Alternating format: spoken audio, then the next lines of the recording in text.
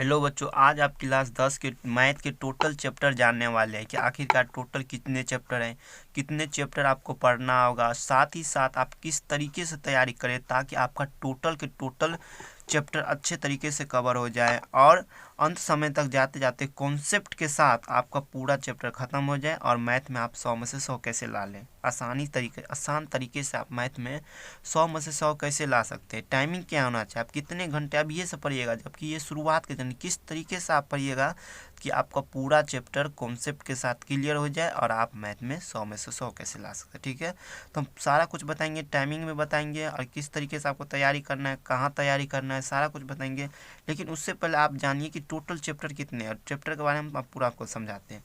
तो आपका total chapter 15 हो गया बच्चों। ठीक है, टोटल आपका 15 चैप्टर हो गया, जिसमें से आपका पहला चैप्टर है वास्तविक संख्याएं।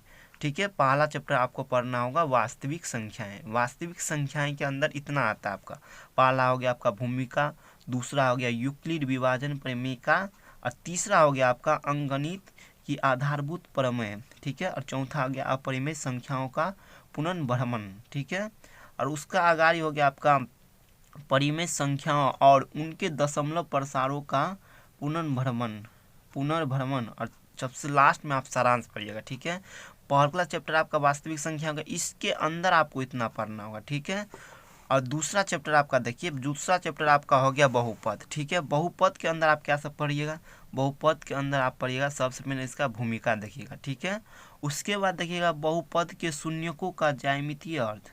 ठीक है, उसके बाद किसी बहुपद के शून्यकों और गुणांकों में संबंध, और उसके बाद आप पढ़िएगा बहुपदों के लिए विभाजन एल्गोरिथम। ठीक है, और सबसे लास्ट में आप पढ़िएगा सारांश। ठीक है, ठीक है, सारांश। उसी प्रकार से आप तीसरा चैप्टर देखिए, तीसरा चैप्टर आपका है दो चर वाले रैखिक समीकरण। दो चर वाले रैखिक समीकरण, इसके अंदर आपको इतना कुछ पढ़ना होगा। जैसे पहला के अंदर आप पढ़े थे ना, इतना आपको पढ़ना होगा, दूसरा के अंदर आपको इतना, उसी प्रकार से तीसरा के अंदर आपको इतना पढ़ना होगा। सबसे पहले हो गया आपका भूमिका, तीसरा चैप्टर है दो चर वाले रैखिक समीकरण युग्म। इसके अंदर आपका हो गया भूमिका, दो चर वाले रैखिक समीकरण युग्म, रैखिक समीकरण युग्म का ग्राफीय विधि से हल करें। ठीक है, एक रैखिक समीकरण युग्म को हल करने की बीजगणितीय विधि, उसके बाद देखिएगा प्रत्यास्थापन विधि, विलोपन विधि, वर्ज गुणनखंड विधि और दो चर के रैखिक समीकरणों के युग्म में बदले जा सकने वाले समीकरण। ठीक है, और सबसे लास्ट में आप देखिएगा सारांश। 3 चैप्टर तो हो गया आपको आसानी से, आप समझ गए 3 चैप्टर क्या क्या है। पहला आपका हो गया वास्तविक संख्याएं, दूसरा हो गया बहुपद और तीसरा हो गया आपका दो चर वाले रैखिक समीकरण। उसी प्रकार से आपको 15 टोटल चैप्टर है। ठीक है, 15 टोटल आपका चैप्टर हो गया बच्चों। अब चौथा चैप्टर देखिए, चौथा चैप्टर आपका हो गया, चौथा आपका चैप्टर हो गया द्विघात समीकरण। द्विघात समीकरण, तो द्विघात समीकरण में आप उसी प्रकार से देखिएगा भूमिका हो गया, द्विघात समीकरण हो गया, गुणनखंडों द्वारा द्विघात समीकरण का हल हो गया, द्विघात समीकरण का पूर्ण वर्ग बनाकर हल कीजिए, मूलों की प्रकृति, सारांश। ठीक है, देखिए बच्चों मेन है आपका, क्या पता है मेन है आपका, सबसे पहले आपका मेन आपका ये हो गया कि टोटल चैप्टर अच्छे तरीके से कवर कैसे करें। तो सारा कुछ हम बताएंगे, वीडियो को एंड तक जरूर देखिएगा। चौथा चैप्टर समझ गए। अब पाँचवा चैप्टर देखिए, पाँचवा आपका हो गया समांतर श्रेणी, जो कि इम्पोर्टेंट चैप्टर है। अब उसका पहला देखिएगा भूमिका, दूसरा हो गया आपका समांतर श्रेणियाँ और तीसरा में आप देखिए एपी का एनवा पद, एपी के प्रथम एन पदों का योग अगाड़ी हो गया, अगला हो गया, और लास्ट में देखिएगा आप सारांश इसका। त्रिभुज हो गया, छठा में आपको त्रिभुज पढ़ना होगा। त्रिभुज, त्रिभुज का आपका हो गया भूमिका, समरूप आकृतियाँ हो गया, त्रिभुजों की समरूपता हो गया, त्रिभुजों की समरूपता के लिए कसौटियाँ हो गया, समरूप त्रिभुजों के क्षेत्रफल हो गया, पाइथागोरस प्रमेय हो गया, लास्ट में आप सारांश पढ़िएगा। ठीक है, और सातवां चैप्टर देखिए, सातवां चैप्टर आपका हो गया निर्देशांक ज्यामिति, जिसमें आप सबसे पहले भूमिका देखिएगा, उसके बाद दूरी सूत्र देखिएगा, उसके बाद विभाजन सूत्र देखिएगा। ठीक है, देखिए अब आठवां चैप्टर है और चौथा में सतवां में और चैप्टर है और टॉपिक है त्रिभुज का क्षेत्रफल, उसके बाद लास्ट में सारांश हो गया। आठवां में देखिए त्रिकोणमितीय का परिचय, तो उसके अंदर आपको क्या क्या पढ़ना होगा, उसके अंदर आपको पढ़ना होगा सबसे पहले आप देखिएगा भूमिका, उसके बाद देखिएगा त्रिकोणमितीय अनुपात, उसके बाद देखिएगा कुछ विशिष्ट कोणों के लिए त्रिकोणमितीय अनुपात, उसके बाद देखिए पूरक कोणों के लिए त्रिकोणमितीय अनुपात और त्रिकोणमितीय सर्वसमीकरण, उसके बाद सारांश देखिएगा। ठीक है, इतना चैप्टर आपको पढ़ना है। और नौवां चैप्टर देखिए आपका नौवां चैप्टर हो गया त्रिकोणमितीय के कुछ अनुप्रयोग, त्रिकोणमितीय के कुछ अनुप्रयोग। ठीक है, उसके अंदर आप भूमिका देखिएगा, ऊंचाइयां और दूरियां देखिएगा, उसका सारांश देखिएगा। आपका 10वां चैप्टर हो गया वृत्त। तो वृत्त के अंदर आपको क्या सब देखने को मिलेगा? वृत्त के अंदर आपको देखने का मिलेगा भूमिका, उसके वृत्त की स्पर्श रेखाएं, एक बिंदु से एक वृत्त पर स्पर्श रेखाओं की संख्या वो देखिएगा। उसके बाद लास्ट में आप सारांश देखिएगा। 10 चैप्टर तो आप समझ गए आसानी से। अब चलिए अगला चैप्टर देखते हैं। अगला 11वां चैप्टर आपका है रचनाएं, जिसमें आपको भूमिका देखने को मिलेगा। भूमिका हर एक चैप्टर में आपको देखने को मिलेगा। ये भूमिका क्या है बच्चों? ये भूमिका आपका हो गया इंट्रोडक्शन। तो रचना के बारे में आपको सबसे पहले इंट्रोडक्शन तो देखना होगा। उसी प्रकार से वृत्त है तो वृत्त के बारे में आपको इंट्रोडक्शन तो देखना होगा। ठीक है, तो रचना के बारे में आपको बता देते हैं। रचना आपको 11वां नंबर में होगा। 11वां में आपको रचना पढ़ना होगा। तो पहला में आपको भूमिका देखिएगा, उसके बाद रेखाखंड का विभाजन देखिएगा और किसी वृत्त पर स्पर्श रेखाओं की रचना देखिएगा, उसके बाद सारांश देखिएगा। ठीक है, 11 चैप्टर भी आपका क्लियर।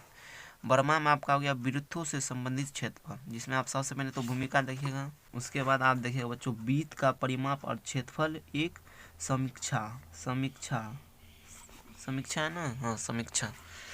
और उसके बाद देखिएगा त्रिज्यीय खंड और वृत्त खंड के क्षेत्रफल, समतल आकृतियों के संयोजनों के क्षेत्रफल, सारांश। ठीक है, और उसके बाद आप देखिएगा 13 नंबर में आपका क्या है? 13 में आपका पृष्ठीय क्षेत्रफल और आयतन। सबसे पहले आप भूमिका देखिएगा। उसके बाद आपको इसके अंदर पढ़ना होगा ठोसों के एक संयोजन का पृष्ठीय क्षेत्रफल, और उसके बाद देखिएगा ठोसों के एक संयोजन का आयतन। उसके बाद देखिएगा एक ठोस का एक आकार से दूसरे आकार में समरूपता नहीं है, रूपांतर है। उसके बाद देखिएगा शंकु का छिन्नक, उसके बाद सारांश देखिएगा लास्ट में। ठीक है, 13 चैप्टर तक बुझ गए। आप चौथा चैप्टर देखिए, मतलब 14 चैप्टर देखिए। चौथा चैप्टर में आपका क्या है? 14वां चैप्टर में आपका है सबसे पहले आप भूमिका देखिएगा। ठीक है, आप सबसे पहले आप भूमिका देखिएगा बच्चों। ठीक है, ये सबसे पहले आपका भूमिका हो गया। उसके बाद देखिएगा वर्गीकृत आंकड़ों का माध्य देखिएगा, वर्गीकृत आंकड़ों का बहुलक देखिएगा, वर्गीकृत आंकड़ों का माध्यक देखिएगा, यानी कि माध्यक और बहुलक देखिएगा। ठीक है, उसके बाद संचय बारंबारता बंटन का आलेखीय निरूपण देखिएगा। उसके बाद सारांश। 14 चैप्टर तो आसानी से चैप्टर समझ गए कि आपका पहला सांख्यिकी हो गया। ठीक है, और उसके बाद आपको सबसे लास्ट में जो 15 चैप्टर है, उसके बाद आपको देखना होगा प्रायिकता। तो प्रायिकता के अंदर आपको क्या सब पढ़ने को होगा? तो प्रायिकता के अंदर आप पढ़िएगा सबसे पहले भूमिका देखिएगा कि प्रायिकता के बारे में जानिएगा।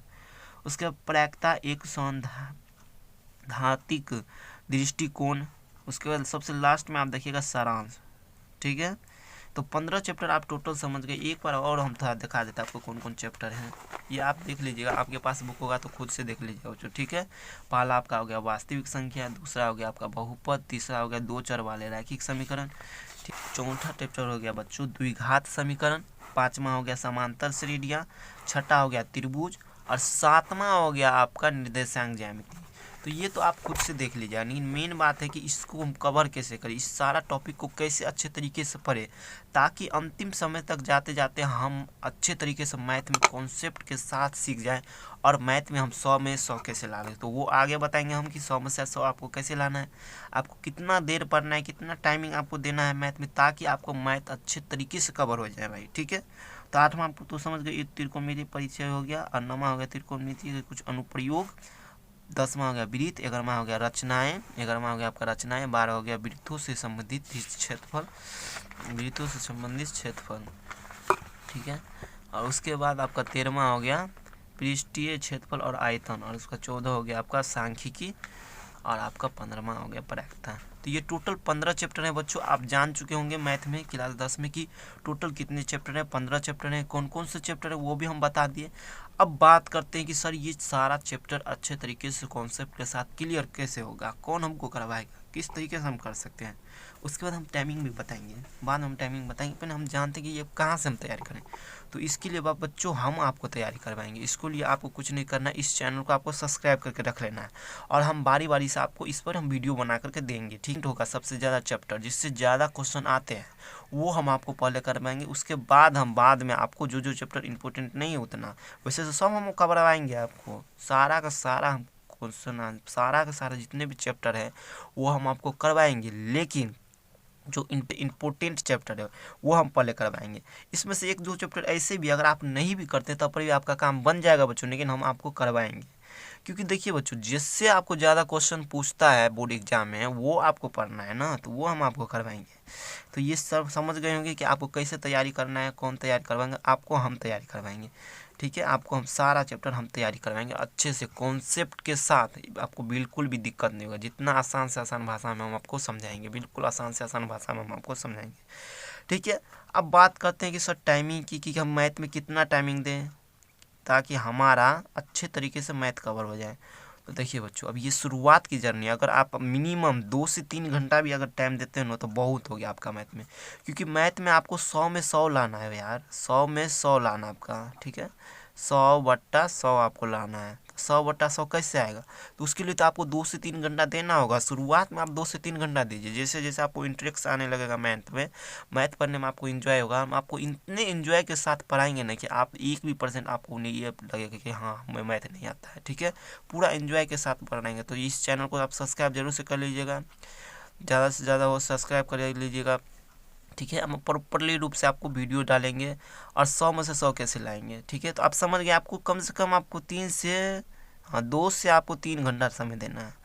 ये बहुत हो गया, ये शुरुआत के जर्नी में आप उतना समय देते हैं, आप धीरे धीरे प्रैक्टिस कीजिए कि हाँ और समय बढ़ाए। क्यों, क्योंकि देखिए भाई, अगर 70 आप लाना चाहते हैं बच्चों, 70-80, तो वो जनरली है, वो आसानी से कोई भी ला लेता है, कोई भी बच्चा आसानी से 70 से 80 ला लेता है। लेकिन 100 में से 100 आपको लाने के लिए उसके लिए मेहनत करना, उसके लिए आपको प्रॉपरली रूप से टाइम देना होगा, तभी जा करके आप 100 में से 100 नंबर ला सकते हैं। ठीक है, तो टोटल सारा कुछ आप समझ गए होंगे बच्चों। टोटल कितने चैप्टर है वो भी हम समझा दिए। आपका टाइमिंग कैसे होना चाहिए, टाइमिंग में हम समझा देंगे आपको कितना घंटा पढ़ना है शुरुआत में। क्योंकि और सब्जेक्ट ना बचे, तो और सब्जेक्ट को आपको ध्यान देना है ना। तो मैथ को हम 2 से 3 घंटा लेकर के चलते हैं, 2 से 3 घंटा मिनिमम, हम 2 से 3 घंटा लेकर के चलते हैं। ठीक है, जैसे जैसे आपको इंटरेस्ट आने लगेगा, आगे बढ़िएगा, पढ़िएगा, समझ में आने लगेगा, अपने खुद पढ़िएगा यार, खुद पढ़िएगा बच्चों। जब आपको इन्जॉय आने लगे ना मैथ में, तो आप खुद पढ़िएगा, तो आपको पता भी नहीं चलेगा कि हम कितना घंटा मैथ पढ़े हैं। तो उस तरीक़ा से हम आपको मैथ पढ़ाएंगे। ठीक है, तो टोटल चीज़ समझ गए होंगे ना, समझ गए होंगे बच्चों। तो टोटल 15 चैप्टर हो गया, 15 चैप्टर के बारे में बता दिए, कहाँ से पढ़े वो भी हम आपको समझा दिए। ठीक है, और 100 में से 100 कैसे लाए वो भी हम आपको समझा दिए। तो उसके लिए देखिए, 100 में 100 लाने के लिए आपको मेहनत करना होगा बच्चों। ठीक है, तो आप मेहनत ज़रूर से कीजिएगा, और चैनल को नए है तो चैनल को आप सब्सक्राइब जरूर से कर लीजिएगा बच्चों। तो ठीक है, देखते हैं आगे, तो अगले दिन से हम देखते हैं कि सारा वीडियो को हम बारी बारी से हम आपको समझा देंगे, बारी बारी से हम वीडियो देंगे। ठीक है।